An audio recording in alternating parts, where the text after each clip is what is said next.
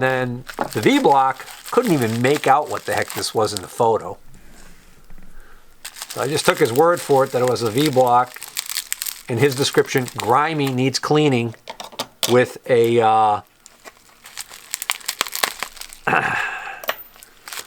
clamp.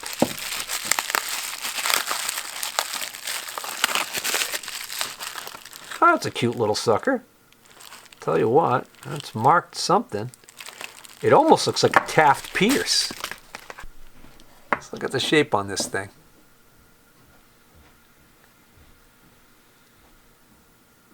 It's got the reversible jaw.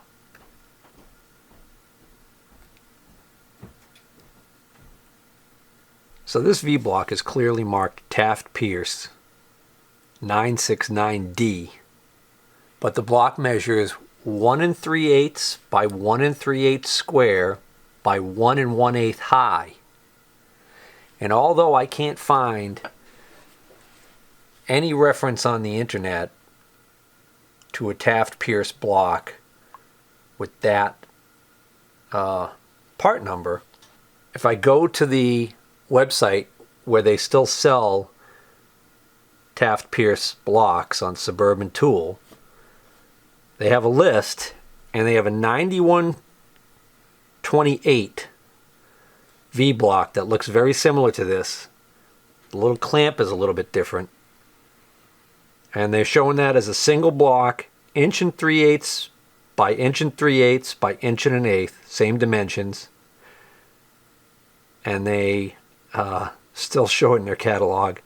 If you buy the single one, it's $294. I kind of got a kick out of that. I mean, I knew that Taft Pierce stuff was expensive, but this little V-block, if you want to buy the new version of this, it's going to run you $294. Yeah. Oh, so this is pretty hilarious. There's that Taft Pierce 9128 V-block on eBay, and Zorro US is listing it on eBay for $339, but they are including the shipping, so... But I mean, you see how big this V-block is. Obviously, it shouldn't be that much to ship it. So I don't know why. Why would you buy this for $339 when you could buy it direct from Suburban for $294? Even if Suburban charges you $15 for shipping, it's still cheaper. Hey, here's a pair of 9129s, the next size up. So those are like a little over 2-inch square blocks. $50 for the pair. Those sold for $50 for the pair, but they're missing the clamps. So, you know, I still did real well on buying this. A couple of weeks ago, I was at a town where there was an antiques co-op. You know, one of those places where people can rent a booth or a case and put antiques in them, and then they basically just have staff there that watches it during the day, and everything's priced, and if you want to buy something, you just take it up to the front counter and they look at the stock number on it and figure out, you know, what booth it came from and all that. Sometimes you find machinist tools in there, you know, because a lot of antique machinist tools are still usable. And I was poking around looking, hoping I would find something. I didn't really find anything, but then I happened upon this booth and I saw this drill bit sitting on a shelf.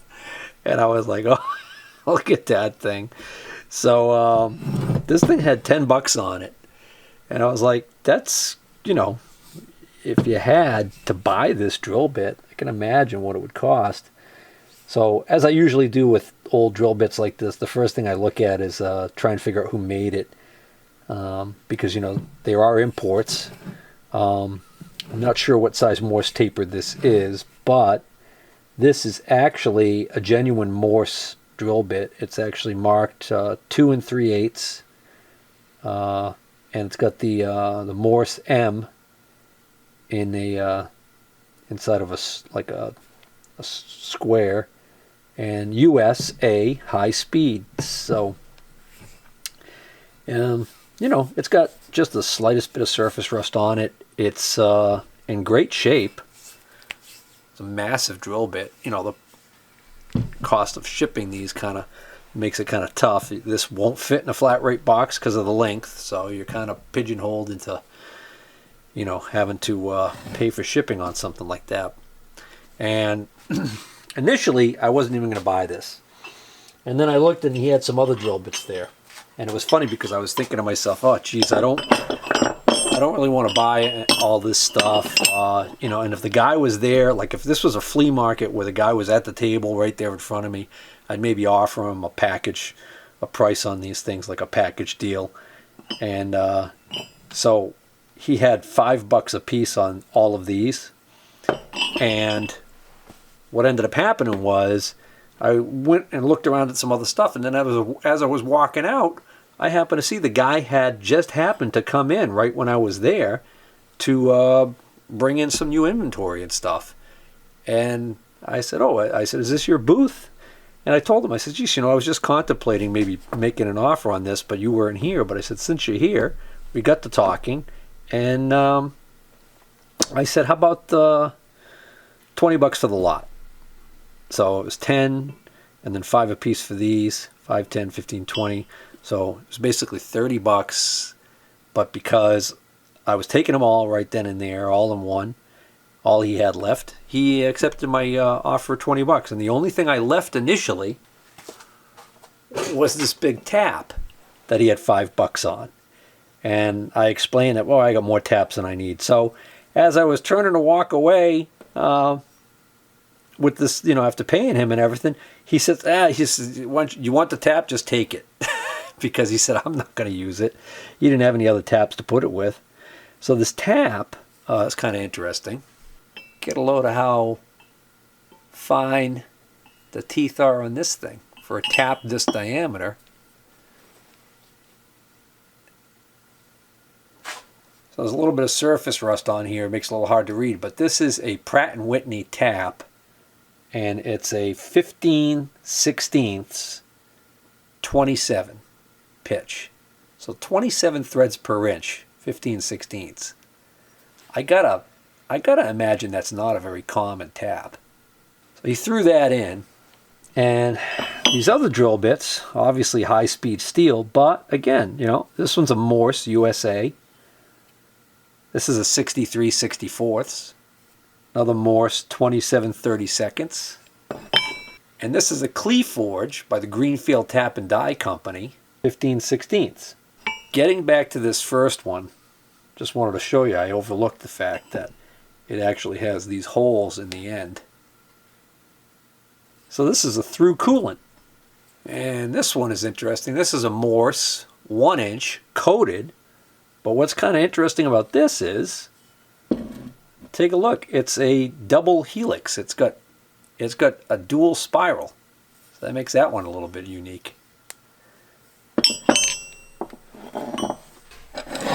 And this next little group of items I picked up at the outdoor flea market, and you know, it was pretty pathetic there that day. There was only about 5 dealers outside. There was the usual indoor flea market in the building right next to there, but that, you know, I think I found a couple items in there, but we'll get to those in a moment. So the outdoor flea market was going down the tables there, and I spotted this guy had these 3 pieces right here, and I recognized from the shape of the screw here that these are probably all Starrett. And the centering heads oftentimes aren't marked, I've noticed, but then you'll see them often with or on the same blade as the square, and the square usually is marked. Case in point, this one right here, it's clearly marked Starrett right there.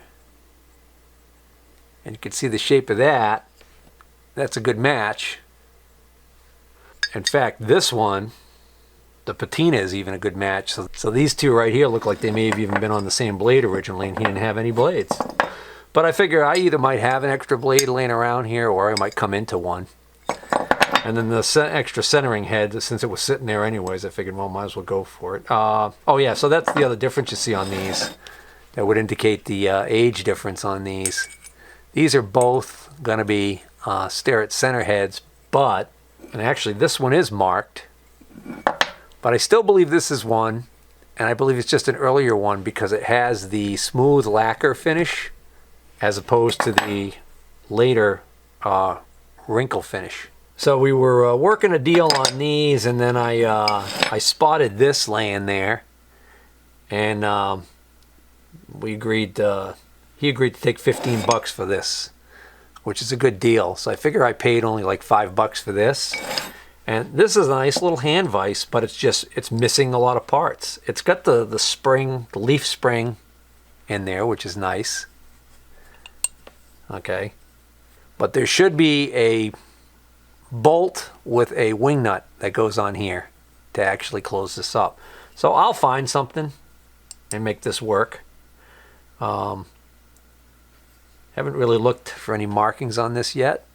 It's hard to read, but there's a PS, and then perpendicular to that is written what looks to me maybe STU something.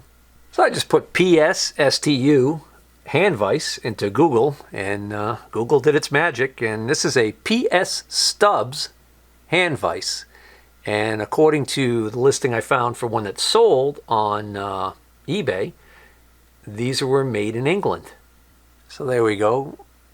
That's what it looks like with the proper bolt in it, and it only brought $35. So I mean, considering that the bolt is missing on this, that's a major downgrade in the value, obviously. But like I said, I think I'm only into it for $5, and my intention is to keep it and use it. I actually wanted one of these little hand vises. These are great for holding really small parts when you want to like use them at the bench grinder or things like that. First item I actually bought, walked up to a guy's table there, and he had a couple of boxes with oil cans in each box, and I asked him about what the prices were on the oil cans, and he said, well, the ones in there are all $3 a piece. And I said, does that include this one? And he said, yep, $3. So you guys who follow my channel know I have a weakness for these damn Eagle oil cans. I have no reason to believe that this is not an Eagle oil can. It looks exactly like an Eagle. But the major difference is it's the only one I've ever had, I think, that doesn't clearly say Eagle and have the logo on this cap. So I'm not sure why, but this one appears to be completely unmarked. But even the body inside, it's in great shape. It looks like it's in fantastic condition. So, I wasn't going to pass that up. So to my knowledge, there wasn't anybody making knockoffs of these. So I'm still confident that this is in fact an Eagle. Oh, I take that back. It turns out I do have one other one that has no marking on the cap. And then here's one very similar.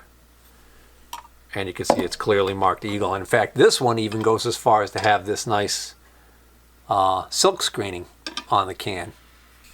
So maybe this one was silk screened originally and it came off. I don't know. Yeah, anywho, I saw this old light shade. You can see the what's left of the arm here is trashed. It actually looks like BX cable is what the arm looks like it's made out of. But anyways, that's just junk, and there's no base or any clamp or anything like that. But I like the shade. It's got one big dent here. It's got the original switch that, believe it or not, I think might actually still work. And even if it doesn't, it's easy enough to change this socket. And I could even keep this. This just unscrews. Pretty sure these unscrew, and I think you can change them if I wanted to keep this original little Bakelite looking shut-off switch. So I asked him what he wanted for this shade, and he said $10, and I passed on it. And then I went and did the rest of my shopping, and then looked around inside the building. And then when I was leaving, about an hour and a half, 2 hours later, I went back over, and he was packing up, and I said, hey, I'm on my way out. Would you take $5 for that shade? And he said, yeah, sure, because you bought stuff from me earlier, because I had bought these from him. So he ended up taking $5 for this shade, and I think that's a hell of a deal for this thing. I'll be able to knock that dent out of there easy enough. And I might keep it just the way it is. So that's the original, that's the original typical gray you see in a lot of machinery from that era. And then somebody came along at some point later and put this turquoise blue on it, and I might not even touch that at all. I might just leave it all that funky peeled paint color and just put it on a better arm and use that on one of my grinders or something, because I just think it's cool. One of two items that I bought from inside the flea market. Was a dealer up there who has a lot of machinist tools, but he's very difficult to deal with. He has stuff that sits there for months and doesn't want to bend on price lots of times. So, but another dealer I came across had this Starrett micrometer. So this is a Starrett model 222 1-inch micrometer. This has the convex anvil. So this is made for taking measurements on thin material like sheet metal when you want to take a measurement in from the edge. So that's what these were designed for. This one is in horrible shape. So notice this turns. Problem is, when this turns, the spindle isn't turning. It's locked up completely. What's actually happening is this whole thing is unscrewing from here. So I was like, all right, do I want to even bother? This is supposed to be a ratchet thimble. It no longer ratchets, so that's got issues. Pretty sure that's supposed to be a ratcheting thimble. And then, like I said, this actually is a press fit taper onto here. And because of the fact that this is so locked up, it came off. So this might be a complete piece of junk, but I only paid $5 for it. So if I can free it up, you know, I probably will offer it to somebody because I don't really need one. And I think these trade for around 40 or $50 in working condition on eBay. Well, it's probably best that I shut the camera off because I had to get downright medieval on this thing to get this freed up and out. Penetrating lubricant and heat. And I was able to break this free. And now it's working pretty well. I've cleaned it several times. I put a soft cloth around this, chucked it in my vise on the lathe, chucked it in the lathe, spun it at high speed and polished this. And it's working well. And then I was noticing that I couldn't get the zero to line up. And then the strangest thing, I realized that this is counting up. So it's 09876 as it opens. And there's a big space right here. And so I think the problem is, I think somebody had this sleeve off and I think they've got it on backwards. See, we get this big space here that shouldn't be here, and then I also think that the sleeve should be turned around. Alright, and there we go, back together now with the barrel on the correct way. We get closer to, it counts down to 0 as we get closer to closed. A little more tweaking. Alright, here's what it looks like cleaned up. It's not perfect, but it's serviceable, and it was able to calibrate it in zeros, and it also, when I put one of my 110 gauge block in here, it hits on 110 pretty well. So I wasn't able to fix this ratchet mechanism. I was able to get it off of here, only to find that it appears to be completely seized up, and I can't get this screw out. So I actually ended up galling the screw in the attempt to trying to get it out. It's seized in there, so I'm going to just leave that alone. I also damaged the knurl right there in the process of trying to remove the spindle, but so I'm just going to offer it as is, cheap. These last two items I just picked up this week at the used tool store. Pickings are pretty slim there lately, but I did happen to find these two little gems, so let me show you those. So the first item I picked was this little Starrett surface gauge. It's in great shape, except for that this little adjustment nut is bent. And I'm not going to try and bend it back because I know it's going to snap. So it's still working right now, so I'm going to leave it alone. Other than that, it's clearly marked Starrett here. Other than that, it's in great shape, and it's complete. You know, it's even got the scriber, which is nice. And he had 15 bucks on it, which is a fair price for this. Although, I actually still have the one I bought at that very same location not that long ago. Never got around to selling this one. This one has an early patent date on it. This one's got an early patent date of March 17th, 1897, which makes it a little interesting. This must be a later one because I don't think it has any patent date. I stand corrected. It's got the same patent date. So these are almost identical in vintage. And now that I look at them side by side, I can clearly see they are. So now I got two of these. How do you like them apples? Guess I should get moving on selling them. And the last item I picked was this really big Starrett square. Yeah, so I've never seen one this small. This is really something cool.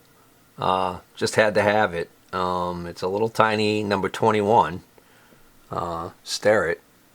It's clearly marked Starrett, so he had $4 on this. I wasn't going to leave it there for $4. It was just too damn cute.